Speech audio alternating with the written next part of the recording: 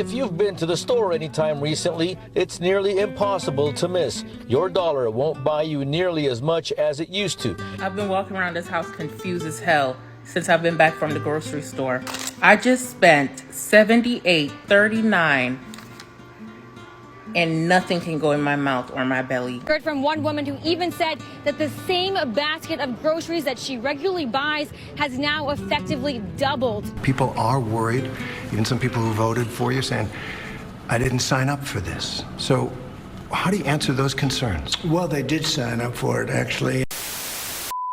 Welcome back to America, the richest country on earth. A country rich not just in material wealth, but in the wealth of opportunity. Opportunities like the opportunity to take out a loan to be able to afford groceries. Because according to a new survey, 25% of Americans who use buy now, pay later services like Affirm, Afterpay, and Klarna are now using those services for their grocery bills. And that's up from 14% a year ago. Yes, nothing screams a functioning economy like sweating at the dinner table, watching your children eat chicken noodle soup that you'll be paying off for the next 4 weeks. This is, without question, the future that your grandfather fought for on the beaches of Normandy. A future where you can get your kneecaps broken in by a loan shark because you went into debt for Blue Takis and Mountain Dew. Here's some more wisdom from CNBC. The figures are the latest indicator that some consumers are cracking under the pressure of an uncertain economy and are having trouble affording essentials such as groceries as they contend with persistent inflation, high interest rates, and concerns around tariffs. And I know they're just doing their jobs here reporting the news, but I'm gonna go ahead and say that yeah, people financing bacon is definitely an indicator that people are having trouble affording essentials. Now, in a previous semester, you had all joined me to make fun of people using Afterpay to take out loans on luxury goods, on Birkins, on necklaces, on Shein hauls, things that aren't exactly essential. We also heard that 60% of Coachella attendees used a BNPL loan in order to afford their attendance. I sure hope Benson Boone Live was worth the $600 loan. And don't get me wrong, all of that is incredibly irresponsible, but at a certain point, if you want to sign away your soul for a handbag, go off. What can I really say? You can't wear your credit score to the club, so go for it. But then we learned that Klarna was partnering with DoorDash, so that way you can now finance your hand-delivered Chipotle burrito. And then I thought to myself, you know, maybe this is getting a little dystopian. 4 payments for my depression Taco Bell order, which I'm going to eat in 3 minutes, and be paying off for 4 weeks, feels a little predatory. How much longer until DoorDash is sending Dashers to collect on debts? Mr. Dash sends his regards, says your Dasher, as he firebombs your car because you still owe $4 on last week's Big Mac. Again, not great, but DoorDash isn't exactly a human right, so okay. Also, apparently 2/3 of BNPL users say they'd consider using it for food delivery, so maybe I'm the out of touch one here. Loans on Uber Eats, it's what the people want. But now I've learned that people are increasingly taking out buy now, pay later loans to pay for groceries, and frankly, I've seen enough. I just took out a loan for basic needs and food. Like, needs/food. I have never in my life had to take out a loan for the things that my home needs. I had to make the decision of gas or food, or somehow budget it and split that. So Affirm has, its thing with Sam's Club. I was like, fuck it. Let's just take out a loan for our basic needs. I feel like this is not okay. This is not okay. Yeah, I would agree with her that this is not okay. This is your regular reminder that we, the United States of America, are one of the wealthiest countries on earth. And while that wealth has overwhelmingly gone to the richest of the rich Americans, the average person is now in a place where grocery shopping is a source of anxiety. And that's because we're a deeply sick country who prefers arguing over pronouns rather than addressing the cabal of oligarchs who are getting rich while we're addicted to their algorithms, turning us against each other as we slowly starve, drowning in medical debt, student debt, housing debt, and now grocery debt. But that's just like my opinion, I guess. But look, buying groceries shouldn't be a source of anxiety, guys. The only time I should be having a panic attack in the supermarket is when I'm in the Oreo aisle, looking at whatever stomach-churning flavor the godless freaks at Nabisco have come up with now. Oh, cotton candy Oreos? no thanks, I'll just use a gun. And if you look around, the stories of sticker shock at the grocery store are just about everywhere. People dropping $100 for an eggplant and baby oil, and walking out of the store feeling like they just got robbed in broad daylight. I went to do my weekly grocery shopping, and tell me why a diet of rice and beans plus some grocery bags just cost me $80. $80! And I know what y'all are thinking, you must have impulse purchased something. You're right, I did. Brussels sprouts and hummus, how dare I? This is not sustainable. Because I can't go any cheaper than toast in the morning. What's cheaper than toast in the morning? There isn't anything. It was a trick question. Well, to be fair, there is something cheaper than toast. It's called air, and that's where this grocery inflation death spiral is heading, with us just starving. And God forbid you need to re-up on a big ticket item like olive oil or eggs, and you'll be feeling your body leaving your soul when that thing is rung up. All that's to say is that it's no surprise that people are turning to loans to be able to afford food. Here's another quote. It's clear that people aren't just using BNPL for designer handbags and gaming consoles anymore, said LendingTree Chief Consumer Finance Analyst Matt Schultz. They're also using it to buy staples such as groceries, and that's not a good sign. Yeah, thanks for that, Matt. I would say not a good sign would be a fair statement. Because again, while Afterpaying designer and Fortnite skins is just a sign of America doing America things, Afterpaying food is a sign that the end is near. And also, Afterpaying groceries regularly doesn't even work. Like, even if this concept on its own isn't horrific to you, it also is just not effective. Like Marc here, this whole thing is not going to extend people's budgets. Because if you Afterpay $100 of groceries every single week, spreading them out each into 4 weekly payments of $25, by week 4, you just have $100 in Afterpay debt that you need to pay weekly, which is the same thing as just paying for $100 in groceries every week. Does that make sense? If that doesn't make sense, then just turn off this video. Go finish your homework. Does your mother know you're on YouTube right now? Like, maybe you can do this one time a month if you just need a holdover to get to your next paycheck, or if you have an emergency expense that came up. But if you regularly use buy now, pay later to pay for groceries, you're just back at square one. Except now you're back at square one with the possibility of being wiped out by interest if anything were to go wrong. Which of course is how these parasites make their money. Because in the same survey that showed that 25% of respondents are now using BNPL for groceries, 41% said they made a late payment on a BNPL loan in the last year, which is up from 34% last year. So when the recession starts, if it hasn't already started, the number of people taking out loans for necessities will increase, as will the number of people who can't pay back those loans, and to put that in economic terms, will be what's known as completely f***ing cooked. And it's at this point in the video that I'd like to turn to the general political and economic state of the world right now. Because none of this bullshit happened in a vacuum. Were people struggling to pay for groceries a year ago? Absolutely. I'm not saying everything was all sunshine and rainbows, but at least there was a general agreement on what the problem was. Inflation was coming down. Corporations were literally admitting that they were price gouging to us, saying that the only reasons that they were keeping prices high was because they could. But you know what? There was a path forward. And instead of choosing the path forward, we decided to go with the path to $150 for a carton of eggs. Matt from LendingTree might be wrong. People are still using BNPL for designer because pretty soon a dozen eggs is gonna cost the same thing as a Chanel bag. And this whole thing sucks, guys, because there's really nobody to blame.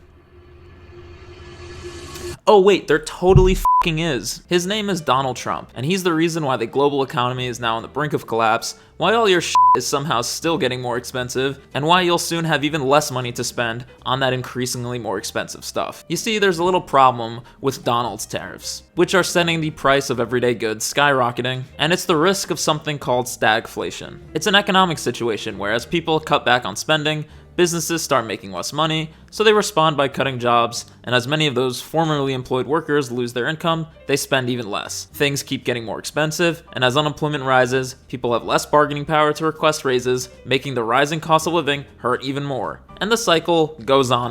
And that cycle is what we're looking down the barrel of, thanks to this ill-advised, moronic trade war that Donald has dragged us into. But if there is one thing I can agree with him on, it's that we did choose this. Even some people who voted for you saying, I didn't sign up for this. So how do you answer those concerns? Well, they did sign up for it, actually. And He ain't wrong. For some reason, we voted for this nightmare, and there ain't no take-backsies. And the consequences of this are already becoming apparent. UPS already announced it would be cutting 20,000 jobs due to lower Amazon deliveries, as well as lower expected deliveries coming from China from retailers like Shein and Temu. By next week, shipments from China are expected to drop 35%, and here's a look at the timeline that a big-time asset manager laid out. By early May, aka now, consumers could start to feel the effects in the next 2 weeks when the arrival of container ships to US ports begins to stop. By mid-May, with less to transport, demand for trucking could slow, leading to empty shelves across the country. By late May, early June, layoffs begin in the trucking and retail industries, freight layoffs begin to escalate, and by summer 2025, we're in a recession. We are literally speedrunning the Great Depression 2, Too Great, Too Depression, and for what? To see if all the truckers, retail workers, and corporate employees all want to work in a chocolate factory instead. The head Oompa Loompa wants to know if you want to be an Oompa Loompa too. And spoiler alert, we don't want to be Oompa Loompas. The solution to the economy being rigged and unfair is to unrig it and make it more fair. The solution is not to take the economy and put it in a blender. Oh, and just in case this video was a little too positive for you, to be clear, once this thing gets going, there's literally no way to stop stagflation. The Federal Reserve can fight inflation by raising interest rates, or it can fight unemployment by lowering interest rates. But when you have skyrocketing inflation and unemployment because of tariffs, you're basically fucked. The last time we had stagflation in the 1970s, the Federal Reserve solved that through 20% interest rates, which caused 2 recessions and put unemployment above 10%. And again, these tariffs are a completely self-inflicted wound. It's induced inflation caused by one man and one man only. And I would say he's the one who can also stop it, but we don't even really know if that's possible at this point. He can certainly make things less bad by reversing course, as he often does, but you can't completely put the toothpaste back in the trade war tube. Nobody trusts the United States after this. Not our allies, not investors, nobody. We're like the dog that took a shit on the living room floor one too many times. It doesn't matter how hard you try and play the puppy eyes, you're not getting another treat. The economy shrunk for the first time in years in the first quarter, and while the return of factories to the US continues to elude us, the bullshit factory continues to produce at a record pace. It's already happening. Unlike toys and television and so forth, it's pretty dramatic. If nobody's buying, you may harvest it because you got to get it off the trees like cherries and fruit. But what do you do with it if you can't sell it? Just what's your message there to farmers? Get f***ed. Yes, nothing screams America first like American produce rotting in warehouses because no one can afford to buy them. Or how about this, on Truth Social, Trump's crashing out saying that the current downward trend in the stock market is actually Joe Biden's fault. Because f*** you, that's why. And just as a reminder, this is the guy who last year, when Biden was actually president, said that the then roaring stock market was actually his stock market. Also because f*** you. The economy shrank. First time in 3 years. People are pointing to the tariff policy. What do you tell them? Is this going to work? So the first thing is, when you talk about the economy, this is Joe Biden's economy. This is literally the president of up is down, left is right, and people are not surprised that someone who appears to be in a toxic situationship with the truth would also have a completely toxic economic strategy. Other administration officials saying progress is being made and promising a big payoff in the months and years ahead. Shoppers we spoke with say that's another thing they're not buying. Yeah, there's a lot of promises, but I'm not surprised that he didn't follow through. And truly, I wish there was a way that we could insulate working people from the fallout of these tariffs while continuing to let the companies take a hit, because they also voted for this. Jeff Bezos, who stopped the Washington Post, which is a newspaper that he owns, from endorsing Kamala Harris, who gave $1 million to Donald Trump's inauguration, and had Amazon Prime Video pay Melania Trump $40 million for a documentary, is now in the finding out stage of learning what his loyalty to Trump is actually worth. After a single unconfirmed rumor that Amazon was considering including the price of tariffs in your cart at checkout, the White House press secretary went out and called Billy Bezos a Chinese propagandist on national television. Congratulations, Jeff. You got on both knees in front of Trump and said, "Yes, daddy, please." And in return, you got dragged in front of millions of Americans by an administration whose policies is actively destroying the company that funds your yachts and dick rockets. I mean, this has got to be the worst PR for Jeff Bezos that we've seen in at least 2 weeks, when we were all forced to watch Katy Perry cut an album promo from space. But let me wrap this up. I don't want to make it seem like I think that Donald Trump has been bad for everybody's pockets. In fact, one person's pockets is doing incredibly well, and that's Donald Trump. His net worth has exploded since he was elected, doubling off of the back of his crypto grifts and Truth Social. His family is involved in influence peddling, corruption, and conflicts of interest the world over, and they're doing just fine. He could start a recession that could last 20 years, and him and his family wouldn't care. But how about everyone else's families? How are they doing? Today, those 30 items were $165.42. That is a $95.22 price increase in 4 years' time. That's a 135.6% inflation percentage. We can't go on living like this. I can't be the only one who feels this way. Yeah, I'm willing to bet that you've been better, economically speaking. Or maybe not. Maybe you're doing great, maybe you're rich, and I'm happy for you. And I want you to stay rich, but unless your last name is Trump, that probably won't be happening. I just left from Walmart. I spent almost $200 on nothing. On nothing at all. Nothing at all. You know, I ain't broke. I don't mind spending it. I don't mind spending it at all. Sometimes you be like, okay, I'm gonna spend some money for sure. Nothing on my receipt is over $15. At the end of the day, if my grocery bill doubled, I would be fine. I live alone, my expenses are low, and I don't have any dependents who aren't stuffed animals. But for 42% of Americans, if they had a surprise $1,000 expense tomorrow, like a car problem or a medical bill, that would completely wipe them out. And we still haven't even talked about the unaffordability of most basic luxuries nowadays. A new video game this holiday season will run you $80, and that's assuming you even have a job still by Christmas time. And that is crazy to me. And what's even crazier is that on one hand, our government seems hell-bent on making things worse, and on the other, the parasites in predatory lending are salivating at the mouth at the possibility of being able to sell us more loans. We are being squeezed in a vice of incompetence and greed, and the only winners are Donald Trump and the people who are going to be able to profit off of this pain. And me personally, I'm incredibly tired of this all. I'm a hardworking,